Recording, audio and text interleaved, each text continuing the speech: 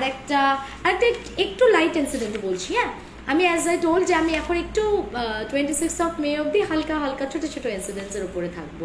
তো আরেকটা আমি একটু লাইট ইনসিডেন্ট বলছি, যদিও এই যে ইনসিডেন্টটা আমি এখন শেয়ার করব, এই ধরনের ঘটনাগুলো না আমাদেরকে খুব মন ছুঁয়ে যায়।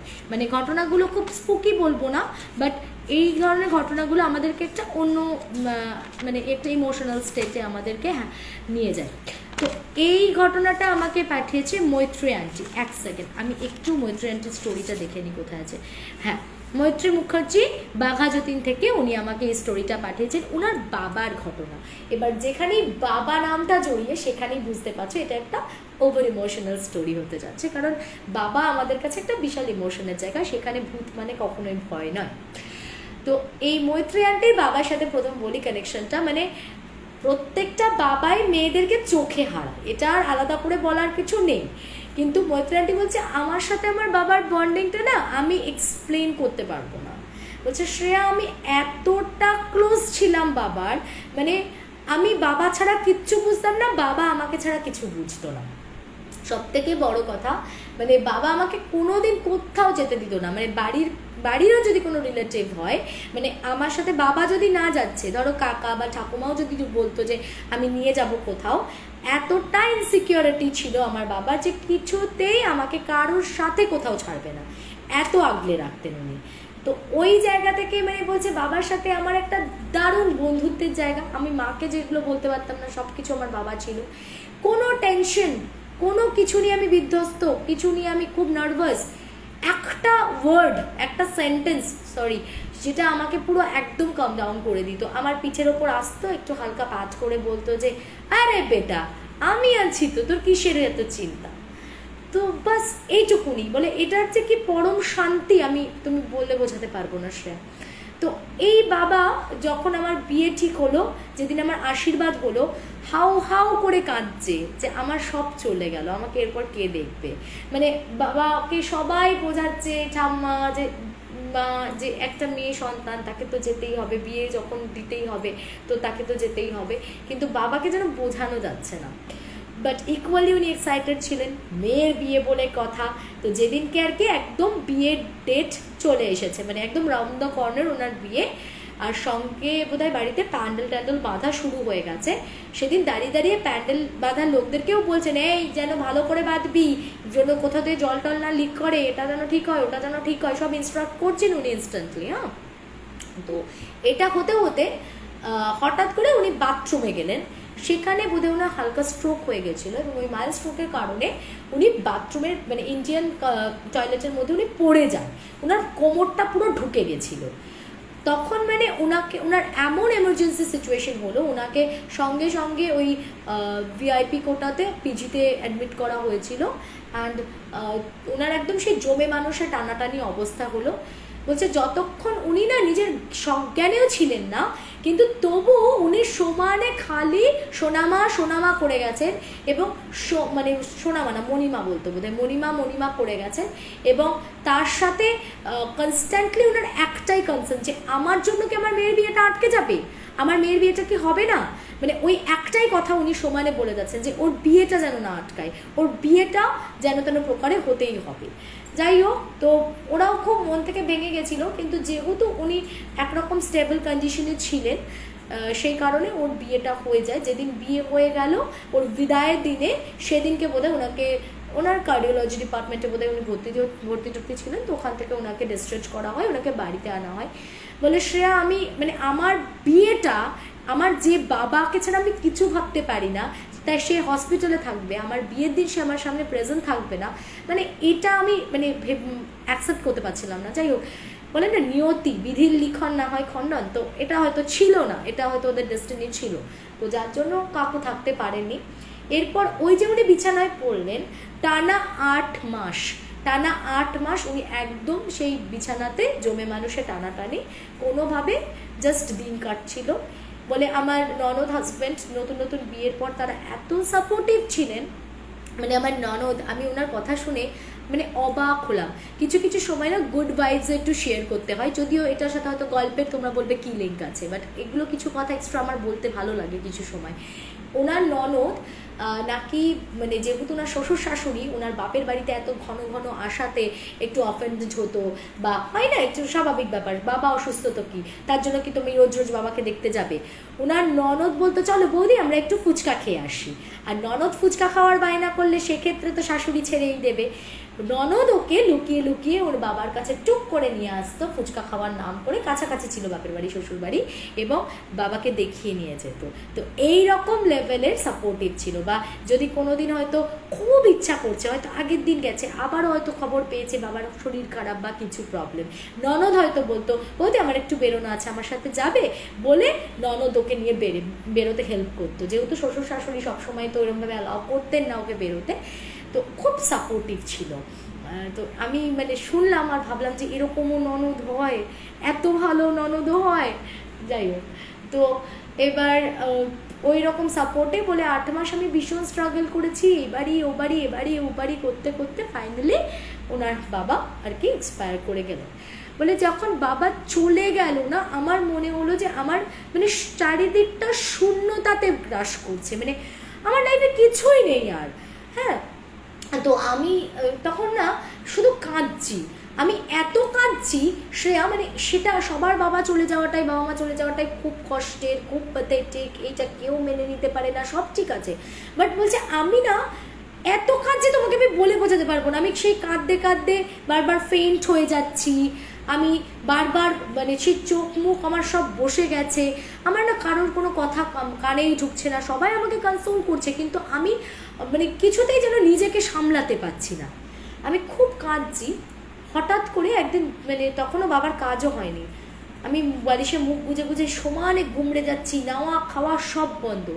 আমার মনে হলো একটা খুব প্রশান্তির হাত আমার মাথায়, এবং আমাকে এসে জাস্ট পাশে দাঁড়িয়ে আমার বাবা বলছে কি রে তুই এত কাঁদলে হবে, আমি তো চলে গেছি কিন্তু আমি তোর সাথেই আছি। আর দুলুর কালকে অফিস আছে না, বাড়িতে এতজন লোকজন আছে, তাদেরকে তোকে দেখে রাখতে হবে, দুলুর অফিস আছে, তুই এইরকম আমাকে নিয়ে কান্নাকাটি করে সময় কাটালে হবে, যা শক্ত হ। মানে ওই যে আমি একটা মানে আমার মধ্যে না একটা মাইন্ড চেঞ্জ এলো, মানে আমি যে একদম সেই কাঁদতে কাঁদতে বিধ্বস্ত হয়ে পড়েছিলাম, আমার যেন অনেকটা স্টেবিলিটি এলো। আমি সুষ্ঠুভাবে কাজ টাজ সম্পন্ন করলাম। বলে এর পরে আমার একটা ইউটেরাসে ইনফেকশন হয়েছিল, ধরা পড়লো, আমার অপারেশন হবে। তো বলে শ্রেয়া আমি জাস্ট অপারেশন, আমি অসম্ভব নার্ভাস এবং আমি ভীষণ ভয় পাই, এবার আমি প্রচণ্ড ভয় পাচ্ছি যে অপারেশনের মতন ব্যাপার আমি কি করে হ্যান্ডেল করব, মানে বাবা নেই, মানে বাবার চলে গেছে, মানে আমার মনে হচ্ছে যে আমি আর অপারেশন থিয়েটারে আমি আমি আমি শেষ ওখানে। বলে আমাকে যখন ভর্তি করা হয়েছে হসপিটালে আমি পুরো থরথর করে কাঁপছি, কারণ আমি এর আগে এত বড় অস্ত্রোপচারটাকে হ্যান্ডেল করিনি কখনো, আর আমার অসম্ভব ভয় করছে। বলে বিশ্বাস করো আমার ঠিক মনে হলো আমার পিঠের ওপর কেউ এরকম টাচ করলো, অ্যান্ড দেন সেড আরে বেটা আমি তো আছি, তোর কিসের এত ভয়। মানে আমি না যেন একটা অদ্ভুত শক্তি ফিরে পেলাম মনের মধ্যে, আমি সঙ্গে সঙ্গে আবার যেন একটা অদম্য শক্তি আমার মধ্যে কাজ করলো, যে খুব স্টেবলি আমি আর কি পুরো অপারেশনের পার্টটাকে হ্যান্ডেল করলাম। মানে যতটা আমি ভেঙে পড়েছিলাম, আমার যে নার্ভাসনেস, আমার যে ক্লান্তি সমস্ত কিছু যেন এক লহমায় কেটে গেল, শুধু ওই একটা টাচ, শুধু ওই একটা কথা যে বেটা আমি তো আছি, একটা অদ্ভুত কনফিডেন্স, কিচ্ছু হবে না তোর, আমি তো আছি। তো এটাই যেন মোর দেন এনাফ। সত্যি বাবারা যে মানে বাবাদের আমি তো আছি এই ওয়ার্ড তিনটেই মোর দেন এনাফ, সব যুদ্ধ জয় করে নেওয়া যায়। এটা সব মেয়েদের ক্ষেত্রে মনে হয় পৃথিবীর এই মানে এটা মহামন্ত্র আর কি, বাবার আমি তো আছি। তো যাই হোক, এবার এই ঘটনাটা আমি এই ঘটনা দুটোকে আর একটাভাবে এক্সপ্লেন করতে পারি, তো এটাকে আমরা ভৌতিক বলতে পারি, হতেই পারে যে এটার মধ্যে কোনো অলৌকিক ব্যাপার আছে, আবার অনেক সময় জানো তো এটা সাইকোলজিক্যালও হতে পারে। যে জিনিসটা আমাকে সব থেকে বেশি অনুপ্রেরণা যোগায়, যে জিনিসটাকে আমরা যদি খুব ভেতর থেকে ফিল করতে চাই, আমরা তো জানি ল অফ অ্যাট্রাকশন বা যারা জানো ম্যানিফেস্টেশনের এই বিষয়গুলো, তো সেটা হতে পারে যে এই সিচুয়েশনটা ম্যানিফেস্ট হয়েছিল। তো সেটা বলতে পারবো না আমি যে এক্স্যাক্টলি হোয়াট হ্যাপেন, সেটা তুমি যেভাবেই ধরি না কেন, বাট আলটিমেটলি এই জিনিসটা আমাদেরকে প্রচণ্ড একটা বুস্ট দেয়, এবং যে জিনিসটা আমি ভাবতে চাইছি, যে জিনিসটা ভাবলে আমি জানি এই সিচুয়েশনটাকে আমি ওভারকাম করতে পারবো, আমি কমফর্ট ফিল করব, সেটা আমি অনেক সময় ম্যানিফেস্ট করে ফেলি। তো এই জিনিসগুলো হয় অনেক সময় আমাদের সাইকোলজিক্যালিও হতে পারে। আচ্ছা, এই একটা ইনসিডেন্ট। আরেকটাও খুব অদ্ভুত ঘটনা আমাকে বললেন দিদি, যে আরেকটা ইনসিডেন্ট, এটা ওনার বাবার ইনসিডেন্ট নয়, এটা ওনার মেয়ে হওয়ার আগে। ওনার মেয়ে হওয়ার আগে একদিন বলছে যে আমি কিছু খেতে পারতাম না, আমার এত শরীর আইঢাই লাগতো। তো সেদিন বোধহয় খিচুড়ি হয়েছে, তো বলছে আমি খিচুড়ি খেয়েছি। এবার খিচুড়ি খেয়ে শোয়ার পর আমার শরীরে বোধহয় গ্যাস ফর্ম করে গেছে, অসম্ভব শরীর খারাপ করছে। এবার ভোর রাতে আমি হাজব্যান্ডকে ঠেলে ডাকছি যে আমি আর পারছি না, আমার ভীষণ সাফোকেশন হচ্ছে, তুমি ঘুম থেকে ওঠো, তুমি ঘুম থেকে ওঠো। এবার হাজব্যান্ড ঘুম থেকে উঠেই উল্টে আমার উপর চিৎকার শুরু করেছে, কে বলেছিল ওই রাত্রিবেলা খিচুড়ি খেতে, অমুক তমুক, যখন খেতে পারছো না, এত কষ্ট হচ্ছে, দাঁড়াও আমি আসছি বাথরুম থেকে, বলে ওর হাজব্যান্ড বাথরুমে গেছে। আর এদিকে ওর তখন এমন অবস্থা যে ওই বাথরুম থেকে ও কতক্ষণে আসবে সেটুকুর সময়ও আর দিতে পারছে না, ও আর বসে থাকতে পারছে না। ওর তখন মনে হচ্ছে প্রাণটা বেরিয়ে যায়। ও বলছে যে আমি চিৎকারও করতে পারছি না।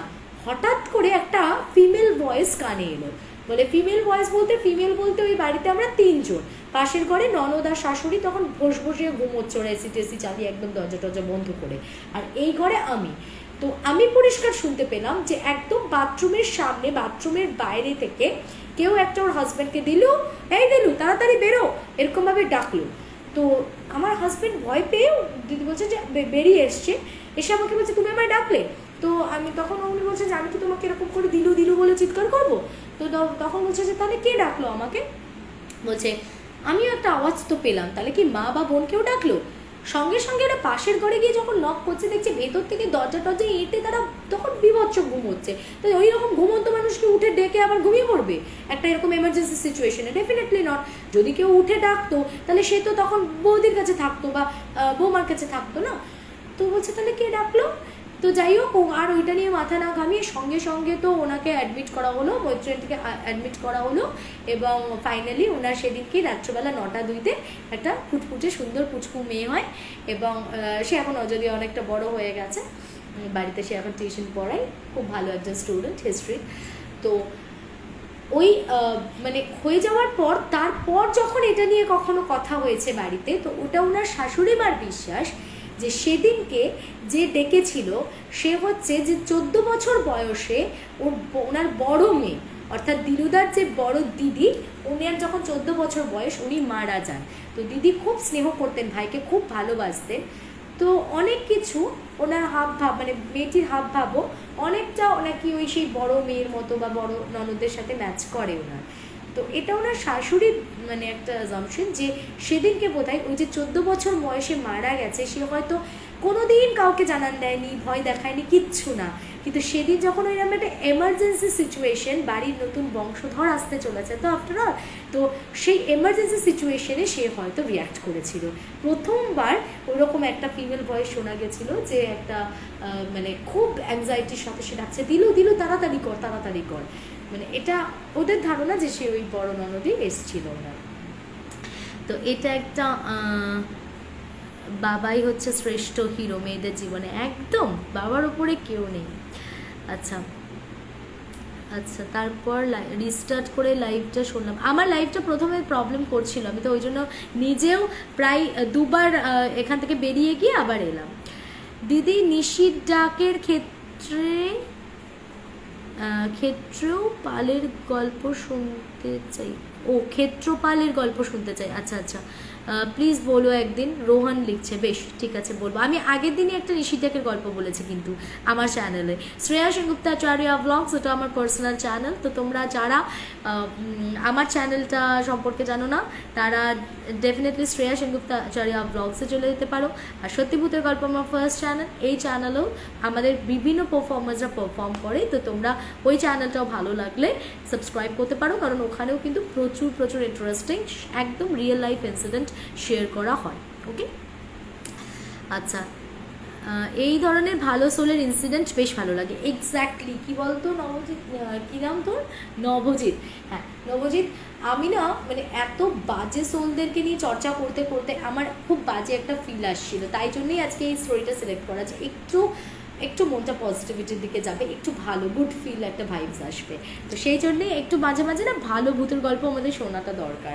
সব সময় বাজে প্যাথেটিক হিংস্রতা মানে এগুলো একটা মানে টাইমের পর আর নেওয়া যায় না। মানে আমি নিজেও বলতে বলতে যখন আমার খুব কষ্ট হয় তখন আমি এরকম সুন্দর সুন্দর মিষ্টি মিষ্টি সোলের গল্প সিলেক্ট করি। সো আজকে কিন্তু আমি আর এপিসোডটা লেন্দি করবো না। অ্যাজ এ টোল্ড যে আমি একদম ছোট ছোট এপিসোডসে যাবো এখন আপ টু IPL পর্যন্ত, মানে যতদিন শেষ হচ্ছে। আচ্ছা, love you aunty, love you too. দিদি ব্ল্যাক ম্যাজিকের গল্প আছে লিখছে শান্তনু দাস। 8240840618 এই নম্বরে যোগাযোগ করতে পারো। 8240840618 নম্বরে সরি দাঁড়াও 8240840618 8240840618 এটা আমার নাম্বার। এই নম্বরে যোগাযোগ করে তোমরা তোমাদের লাইফে যদি এরকম কোনো মানে এটা না শুধু ভৌতিক দৈবিক বলবো না, আমি আমার প্যাটার্ন এমনিতেও চেঞ্জ করছি আস্তে আস্তে, কারণ আমি আর ভূতের গল্প সবসময় ভালো লাগে না।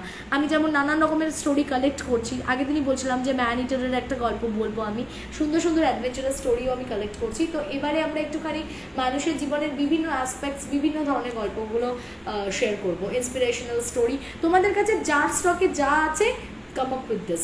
আমি শুধু আর ভৌতিক গল্প বলতে চাইছি না, আমি একটু অন্য অন্য সুন্দর সুন্দর গল্প চাই, সুন্দর সুন্দর ঘুরতে যাওয়ার বেড়াতে যাওয়ার ভালো ভালো অভিজ্ঞতা এক্সপিরিয়েন্স আমাকে শেয়ার করো। তা বলে আবার এমন এমন অভিজ্ঞতা বলো না যেগুলো আমার শেয়ার করতে ভালো লাগে না। সাপোজ ফর অ্যান এক্সাম্পল, আচ্ছা যখন কথা হচ্ছে তো এই কথাটা বলি, দেখো শোনো, আজকে এই ঘটনাটা একটা বলছি। আজ রশনি শ্রেই যেমন আমাকে একটা ঘটনা পাঠিয়েছে। ও বাচ্চা মেয়ে, ও আমাকে অনেকবার বলছিল যে দিদি তুমি আমার ঘটনাটা বলো। আমি সেই জন্য এই ঘটনাটা নিয়ে একটু ডিসকাস করছি। এই ইনসিডেন্টটা ও আমাকে অনেকদিন ধরেই বলছে বটে, কিন্তু আমাকে না বারবার বলার পরেও যদি আমি কোনো একটা ইনসিডেন্ট না বলছি তো বুঝতে হবে যে আমি সেই ইনসিডেন্টটা নিয়ে কনফিডেন্ট মানে নিজে হচ্ছি না, ঠিক আছে? যার জন্য আমি নিজে কনফিডেন্স পাচ্ছি না বলে আমি স্টোরিটা শেয়ার করতে পারছি না। কেন বলছি, ধরো এই ঘটনাটা কিন্তু ঘটনা বলার সাপেক্ষে বলছি না, এক্স্যাক্টলি ও আমায় যেটা বলেছে আমি তোমাদেরকে সেটা বলছি। তোমরা নিজেরাই শুনে এবার তাহলে জাজ করো, যে ঘটনাটা শুনে তোমরা আমাকে কমেন্ট করো যে তোমাদের এটা নিয়ে কী বক্তব্য। ওর যে ঘটনাটা ছিল যে ওর কোনো এক মাস্তুতো দাদার সাথে ঘটা একটা এই ঘটনাটা, তারা নবদ্বীপের কোনো একটা ঘাটে বসে সবাই মিলে আড্ডা মারছিল। তো ওখানে নাকি একটা বিরাট বড় 3 তলা পোড়ো বাড়ি, একটা মানে ভগ্নপ্রায় পোড়ো বাড়ি। তো সেই বাড়িতে মানে হঠাৎ করে বোধহয় ওরা গল্প করতে করতে প্রচণ্ড জোরে বৃষ্টি নামে এবং ওরা দৌড়ে গিয়ে দেখে যে ওদের প্রত্যেকের সাইকেলের চেনগুলো ফেলে দেওয়া। তো এত ঝেপে বৃষ্টি আসছিল যে ওরা তখন তৎপর আর কিছু না উপায় পেয়ে ওই বাড়িটার একতলাতে ঢুকে যায়।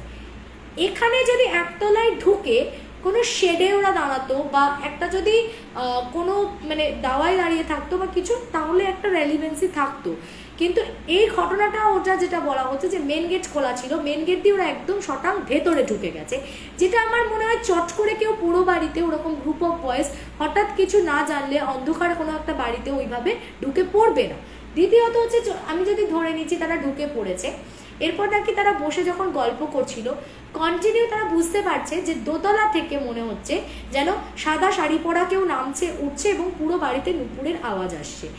এই পরিস্থিতিতে যেখানে পুরোপুরি অন্ধকার, ঝমঝমিয়ে বৃষ্টি পড়ছে, সাদা শাড়ি পরা কেউ যদি দেখছো উঠছে নামছে এবং তোমরা মানে একটা নুপুরের আওয়াজ, পুরো একটা অন্যরকম অপ্রাকৃতিক কিছু ভাইবস পাচ্ছ, তো স্বাভাবিক ব্যাপার তোমরা সেখানে সাহস দেখাবে। মানে আমরা তো ওখান থেকে বেরিয়ে চলেই আসবো না। বাট তার মধ্যে নাকি শুনলাম যে আবার ওদের দুটো বন্ধু তারা নাকি এতটাই মেন্টালি স্ট্রং ছিল, তারা আবার ওপরে দৌড়ে দেখতে গেছে যে কি। এটাও যদি আমি কনসিডার করে দিই যে ওপরে দৌড়ে দেখতে গেছিল, কিন্তু যদি হতো কি হ্যাঁ পুরোটাই ভাঙাচোরা একটা বাড়ি, কিছু দেখতে পাইনি, তাও আমি এটাকে একটা জাস্টিফিকেশন দিতে পারতাম। ওপরে গিয়ে তারা নাকি দেখেছে যে একটা টেবিল চেয়ারে লাইট জেলে একটা সাদা শাড়ি পরা কেউ বসে কিছু লিখছে। তারা নাকি তার সাথে কমিউনিকেট করার চেষ্টা করেছে যে এই তুমি কে, এটা কি তোমাদের বাড়ি বা কিছু, কিন্তু সে কোনো কনস্ট্যান্ট কোনো উত্তর দেয়নি। আচ্ছা, এটাকেও যদি আমি কনসিডারেশন দিয়ে দিলাম যে এটাও ধরে নিচ্ছি ঘটেছিল, এবার তারা যখন নেমে আসতে যাচ্ছে তখন নাকি মেন গেটটা খুব জোরে বন্ধ হয়ে যায় এবং ওরা বাড়ির ভেতর আটকা পড়ে যায়, ওরা আর কিছুতে বেরোতে পারছিল না। তখন নাকি ওপর থেকে ওই সাদা শাড়ি পরা মহিলা সে তেড়ে ওদের দিকে নেমে আসছে এবং ওরা যখন সে নেমে আসছে তখন আবার দরজায় ব্যাং ব্যাং করতে কিছুক্ষণ পর দরজাটা খুলে যায়। ওরা ধরপড় করে ওখান থেকে বেরিয়ে চলে আসে এবং দিয়ে সাইকেলের চেনগুলো তখন দেখছে তোলাই আছে, তাড়াতাড়ি করে ওই বৃষ্টির মধ্যে ওরা দৌড়ে বেরিয়ে চলে আসে। আমার এই গল্পটা নিয়ে করে নিজের মন্তব্য করা নেই, কিন্তু গল্পটা আমার খুব একটা জাস্টিফাইড লাগেনি। মানে যে কারণে হয়তো ও আমাকে অনেকদিন আগেই পাঠিয়েছে স্টোরিটা, কিন্তু আমি একটু বলতে অস্বস্তি বোধ করছিলাম, কেননা আমার কোথাও গিয়ে মনে হয়েছে যে দেখো ট্রেডিশনাল গ্রাম বাংলার ভূতের গল্পগুলো কিন্তু ভীষণ রকম অপ্রাকৃতিক ঘটনা হলেও সেগুলোর মধ্যে একটা আলাদা রকমের স্পুক আছে, এবং সব থেকে বড় কথা হচ্ছে ইনসিডেন্টসগুলো কিন্তু কোনোটাই দেখবে তোমার ইরেলিভেন্ট লাগে না একটা ইনসিডেন্টের সাথে আরেকটা ইনসিডেন্ট। গ্রামীণ পথ, সেখানে কর্দমাক্ত রাস্তা, তার মধ্যে পায়ের ছাপ, জিনিসগুলো কিন্তু অন্তত একটা রেলিভেন্সি আছে না, যেটা প্র্যাকটিক্যালি ঘটতে পারে। কিন্তু এইটা একটা খুব বেশি অপ্রাকৃতিক লাগছে না ব্যাপারটা। মানে আমার সাথে যদি এরকম ঘটে, মানে আমি তাহলে এতটা চান্স নেব কেন? পরবর্তীতে নাকি ওরা বাড়িতে এসে আলোচনা করার সময় গল্প করতে করতে জানতে পেরেছিল ওর সাথে যে ওই বাড়িটাতে কোনো মেয়েকে রেপ করা হয়েছে, তো তার জন্য তার সোলটা ওখানে বন্ধ হয়ে পড়ে আছে। কিন্তু আমার মনে হয়নি যে একদল ছেলে ওরকমভাবে আননোয়িংলি একটা বাড়ির মধ্যে ঢুকে পড়বে, একটা জায়গায় অলরেডি তারা সাদা কাউকে ওঠানামা করতে দেখছে, একটা নুপুরের আওয়াজ পাচ্ছে, তারপরেও তারা উপরে উঠবে, সেখানে গিয়েও তারা একটা মেয়েকে দেখলো, এবং যখন সে কমিউনিকেট করছে না তখন তো অন্তত তারা নেমে বেরিয়ে চলে আসবে। তখনও তারা মানে why they are waiting for, মানে কিসের জন্য ওয়েট করছে তারা, যে তার কতক্ষণে ভূতরা নেমে এসে তাদের তাড়া করবে সেই জন্য তারা তাড়াতাড়ি বেরিয়ে চলে আসবে না ওখান থেকে। মানে আমার কোনো জায়গাতে মানে লজিক, মানে আমি ডটসগুলোকে জয়েন করতে পারছিলাম না। আমার কি হয়, কখনো কোনো গল্প বলতে গেলে যতক্ষণ আমি ডটস মেলাতে পারি ততক্ষণ আমার সেই গল্পটা ভালো লাগে বলতে। যেই আমার দেখি আমি নিজেই সেটা নিয়ে মানে কোনো জাস্টিফিকেশন পাচ্ছি না, আমার তখন গিয়ে সেই তারটা কেটে যায়। আমার মনে হয় যে এটা মানে আমি যদি নিজেই কনভিন্সড না হই, আমি অন্য লোককে কনভিন্স করবো কি করে, না এটা একটা প্রবলেম। দ্যাটস ওয়াই আমার একটু স্টোরিটা বলতে আমি একটু হেজিটেট করছিলাম। যাই হোক, ও আজকেও আমাকে রিকোয়েস্ট করেছে দিদি আমার স্টোরিটা তুমি শুনো অ্যান্ড বলো। এটা নিয়ে তোমাদের যদি কোনো মন্তব্য থাকে তোমরা করতে পারো, হ্যাঁ, বাট আমার এক্ষেত্রে কিছু বলার নেই। দিদি এইটা তো একটা সাউথ ইন্ডিয়ান মুভিতে দেখেছিলাম, হতে পারে ভূতের সাথে সেলফি তুলতে গেছিল, পাত্তা দেয়নি। না না, এক্স্যাক্টলি, মানে এই ঘটনাটা এমন হয়ে গেছে যে সবাই আমরা এটাকে নিয়ে একটুখানি মজা করে ফেলতে পারি, তো যার জন্য আমি একটু ডিফেন্স নিয়ে চলি আর কি। এই ঘটনাটা একদম অ্যাজ ইট ইজ ও যেরকম আমাকে ডেলিভার করেছে আমি সেটাই তোমাদেরকে খালি শোনালাম। আমি কিন্তু এটার মধ্যে আমি এমনিতেও কোনো গল্পই খুব একটা, দেখো হালকা পাতলা তো সবাই একটা চিজই করবে যে কোনো একটা জিনিসকে প্রেজেন্ট করতে গেলে, কিন্তু সেটা কোনো এক্সট্রিম মাত্রায় কিন্তু আমি ম্যানিপুলেট করি না। যতটা ম্যাক্সিমাম নেটিভ স্টোরিটাকে রাখা যায়, সবাই জানে আমি কিন্তু সেই নেটিভ স্টোরিটাই বলে একটু হয়তো কারুকার্য করি তার মধ্যে, এই যা। এবার আমার যদি বেস স্টোরি লাইনটাতে গড়বড় লাগে, কারণ আমার এখানে কোনোটাই জাস্টিফাইড লাগেনি যে তারা ঢুকলো একটা অপরিচিত বাড়িতে, একদম বাড়ির দরজা ওরকম খোলা থাকলো, তারা একদম ভেতরে ঢুকে গিয়ে বসে গল্প করছে। আমরা হয়তো বাড়ির দাওয়ায় টাওয়ায় অনেক সময় ভগ্নপ্রায় বাড়িতে উঠে টুটে শেড টেডে দাঁড়াতে পারি, কিন্তু তা বলে ওরকম আমরা পুরো একদম শটাং বাড়ির ভেতর ঢুকে যাই না অন্ধকারের মধ্যে। তারপরেও হচ্ছে আমরা যখন বুঝতে পারছি ভেতরে সাদা কিছু ওঠানামা করছে, বা ওখানে যখন নুপুরের আওয়াজ হচ্ছে তখনও কোনো রিয়াকশন নেই, তখনও তারা বসে রয়েছে, তারপর তারা দেখতে যাচ্ছে ওপরে কি হচ্ছে, মানে একদম ফিল্মি স্টোরিটা হয়ে গেছে, যে যার জন্য আমার এটাকে অন্তত রিয়েল ইনসিডেন্ট বলে কখনোই মনে হয়নি। প্লিজ ডোন্ট মাইন্ড, হ্যাঁ, এটা আমার একদমই রিয়েল মনে হয়নি। হ্যাঁ, এগুলো ফিল্ম এক্স্যাক্টলি, মানে মুভিতে এই জিনিসটা হয়। আচ্ছা দিদি ম্যানিটারের গল্পটা কবে বলবে? আমি ওই যে বললাম 26 মের পরে বলবো, 26 মে পর্যন্ত আমি একদম শর্ট এপিসোডস করবো। আচ্ছা, আমি কি লেট হয়ে গেছি পাখি দাস? অনেকটা লেট হয়ে গেছো, কারণ আমি অলরেডি এখান থেকে এবারে ক্লোজ করে আমার নিজে যে চ্যানেল আছে শ্রেয়া সেনগুপ্ত আচার্য ব্লগস, ওই চ্যানেলে যাবো এবং সেখানে ভয়ঙ্কর দুটো স্টোরি শেয়ার করব। আচ্ছা, মনে হচ্ছে স্বপ্ন দেখছিলেন, নো কমেন্টস। আচ্ছা দিদি আমার গল্পটা শুনবে না? একদম শুনবো, আমি সেদিন একদম বেমালুম তোকে কল করতে ভুলে গেছি। আর মিকো ইভানের সামার ভ্যাকেশন কাল থেকে স্টার্ট হয়ে গেছে, তো আমি মানে আপাতত কাল থেকে স্টার্ট হচ্ছে, আবার যদি রিওপেন হয় সেটা আমাদেরকে পরে নোটিস দেবে, তো আমি এর মধ্যে তোকে কল করে নেবো। হ্যাঁ একদম শুনবো, অবশ্যই শুনবো। হ্যাঁ আমি ভুলে গেছি বাবু, আমি তোকে কল করবো বলে একদম মাথা থেকে আমার বেরিয়ে গেছে। তুই যদি আমায় একবার নক করতিস যে দিদি তুমি আমায় কল করলে না, তুমি আমায় কল করবে বলে, আমি তাহলে ডেফিনেটলি তোকে তখন একবার রিং করে নিতাম, বাট আমার মাথা থেকে বেরিয়ে গেছে। তুই যখন আমায় নক করেছিস বোধহয় অনেক লেটে। আচ্ছা ওকে, আরেকটা গল্প বলবো না, আবার পরে অন্য বলবো, বলছি না লেন্দি করতে ইচ্ছা করছে না গল্প আর আমার এপিসোডসগুলোকে। চল ওইখানে আরও দুটো গল্প বলবো, তো অনেক গল্প বলছি, আর কত গল্প বলবো, আবার ওখানে গিয়ে বলবো, ঠিক আছে?